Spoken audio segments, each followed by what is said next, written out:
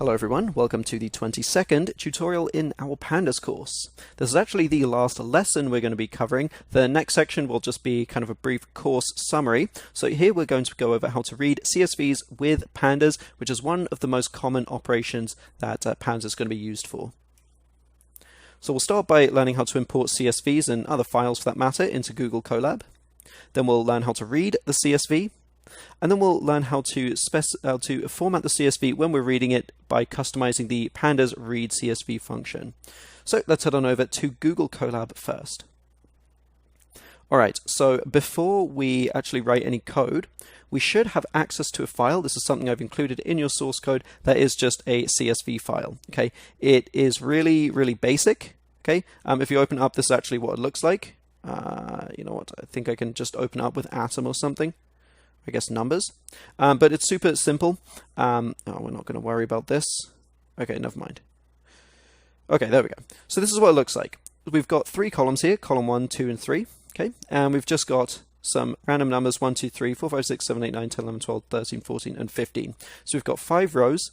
We've got these column labels 1, 2, and 3. No specific labels for the rows, however, that's fine. And then just 15 numbers worth of data. Okay, so it's super straightforward. If you want to use a different CSV, that's totally fine. Just make sure it is a CSV type. You can also create one yourself for free in Google Sheets, Google Spreadsheets. But if you have access to this file, you should just use this. Okay, cool. So as long as we know what it's called and we know where it is, then we should be good to go. So we're going to create a new cell here. Okay, we'll add a couple imports. So we're going to get from Google Colab the files library. So we're going to import files here. So this gives us the ability to read and write files. We'll also need I/O, and this gives us the ability to perform input-output operations. That's kind of annoying. Okay, we'll also have to get access to the upload function. So we're going to call this upload. Okay, and we're going to get this equal to files.upload. This is going to, let's call this uploaded actually. So this will prompt us to select a file to upload into the Google Colab notebook. Okay, once we've got that file, it's up to us to decode and read it. So this is where we need the file name. So we're going to reset uploaded equal to uploaded. Okay, and from whatever files we select, we're going to want the pandas practice csv.csv file. So again, that is going to be this guy here. Let's just make sure I'm naming it properly. It doesn't, again, you don't have to use this file. Just enter whatever file name you're using as long as it is a CSV extension. Okay, so once we've read that, we need to decode it into UTF-8 format. Okay, and this will give us a nice string that we can read. We're then going to use the string IO function to read this properly into a buffer, and then we can use a CSV to read it. So then we're going to say data frame is going to be equal to pandas.readCSV, because the readCSV function will return a data frame. Okay, note how it needs a file path or a buffer. And we're going to enter in the io.stringIO function, and we're just going to enter in whatever file we have uploaded and decoded. Okay, so again, just the library imports. This will prompt us to upload a file. We're then going to read this specific file from that, and we're going to decode it into UTF-8 format. We're then going to get the string from it, the string buffer, read that into CSV format, and store it in a data frame. At the very end, we can print out our data frame just to see what it will look like. Okay, so let's go ahead and we'll run this. And you see that it's prompting us to choose a file. Okay, so this actually goes right into the file system. So for us, we'll want to go into desktop or wherever you're saving this file, doesn't matter. And you can see it's as easy as that. So it should actually be pretty fast. You can see that we're saving pandas practice CSV to this. This should actually save this file in the same location as your currently working pandas code IPYNB notebook. I believe in your Google Drive that defaults to just a folder called Google Colab Notebooks or something, and it should be in there. This should also upload that file to that location as well. Okay, so this is great stuff. That's really all we need to do to read a CSV. It's as simple as that. Pandas understands what it should be using for its column and row labels, and understands what where the actual data begins. Okay, now it's not always this clear.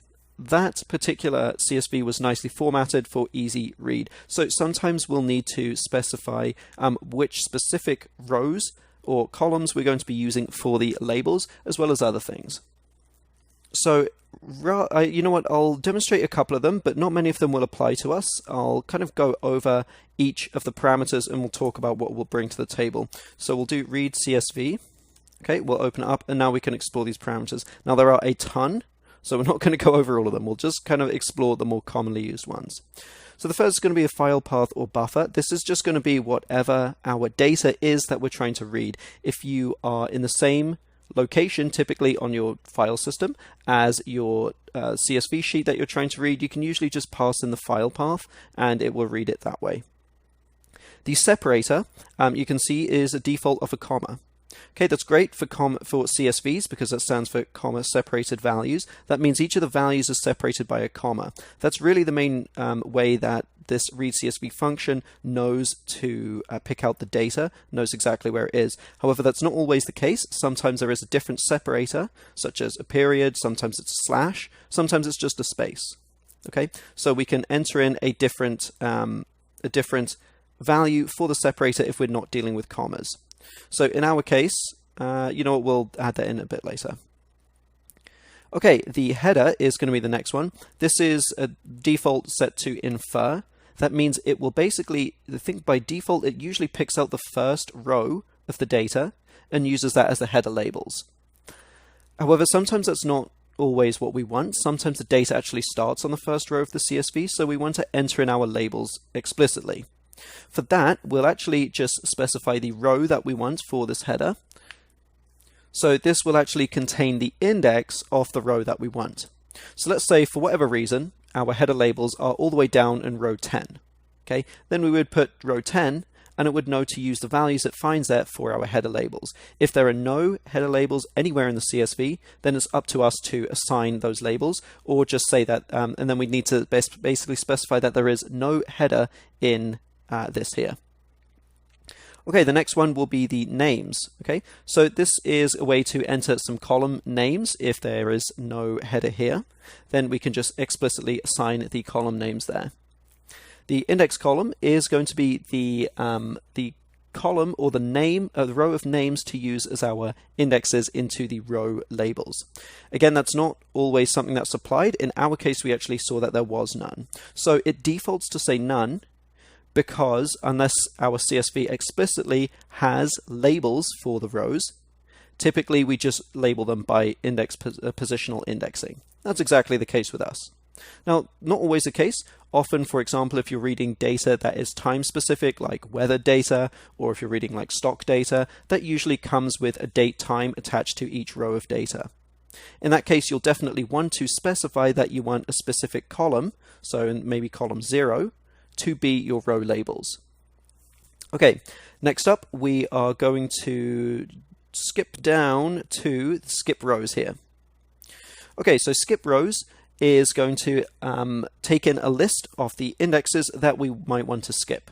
Very often there'll be gaps in the data, or there'll be some rows that we just want to ignore completely. So for that we can pass in a list of those indexes. So let's say we want to ignore the first row, index 0, second row, index 1, and so on and so forth. Okay. N rows, which is down here. Let's see if we can find it. It might be covered up by that. And oh no, there it is. Okay, so n rows is set equal to none. By default, this is just the number of rows we want to read. By default, this will read every single row of data it finds until it sees a bunch of blanks in a row. Okay. If we enter in a specific value, it will read that number of rows and then it'll stop. So for example, if we only want 5, we could enter in 5 and it would read those and then won't read anymore. Okay, and the last one that I really want to go over here is going to be the skip blank lines. Let's see, whereabouts is that? It doesn't look like it's showing up here, but there is a parameter called skip blank. Oh, there it is. Skip blank lines right in front of my face. So skip blank lines, if it's set to true, will skip blank lines in a CSV that finds, rather than reading them as not a numbers. So typically if there is a blank line and we haven't added it in the skip rows, or we don't have skip lines set to be true, it will read that as a bunch of not a numbers. Okay, sometimes that's what we want. Usually it's not what we want because we want the actual data. Okay. Now, as you can see, there aren't many more parameters. These are just the ones that I find myself using most often, and you'll be able to pretty much pick out the bits of information you want and format your CSVs as exactly how you want if you just follow those specific parameters. Of course, I always encourage you to explore them and see how they affect the reading of your CSVs. Now, in our case, again, the CSV was nicely formatted, it was super easy to read, but that might not always be the case. So we had comma separators, we could leave those as is. Header infer, that was fine, although we could have entered header as being row 0. Okay, the names, we could have entered explicit column names if we weren't happy with col 1, 2, and 3. Okay, the index column was none because we didn't have any specific indexing assigned. Okay, the next up is going to be the index column. So where is that one? The index col right here. So again, that's going to be the row of names to use as the index. We don't really have that, so we're just going to skip that. Skip rows would be none because we don't want to skip any of the rows in our dataset, unless there was some that we wanted to. N rows, or the number of rows that we're going to read, again, we'll use the default values for that because we want to read every row as long as there's data in there. And then skip blank lines, we're going to leave as true because we don't want to include any blank lines and not numbers in our dataset. Okay, so what I'd recommend you do is try to find some other CSV type data. It's pretty easy to find. There are hundreds, if not thousands, of free data sets out there. Just pick and choose one that kind of interests you, or create your own CSV, download some CSVs, etc., and practice reading them by filling in these parameters until you get exactly the format and exactly the data that you want. Keep in mind, it's always a good idea to know what your CSV looks like beforehand, rather than just like reading it and kind of going in blind. Okay? Otherwise, that is it for now. Definitely give that a practice through, and when you're ready to move on, we can finish up and summarize the course. Okay, so thanks for watching. See you guys in the next one.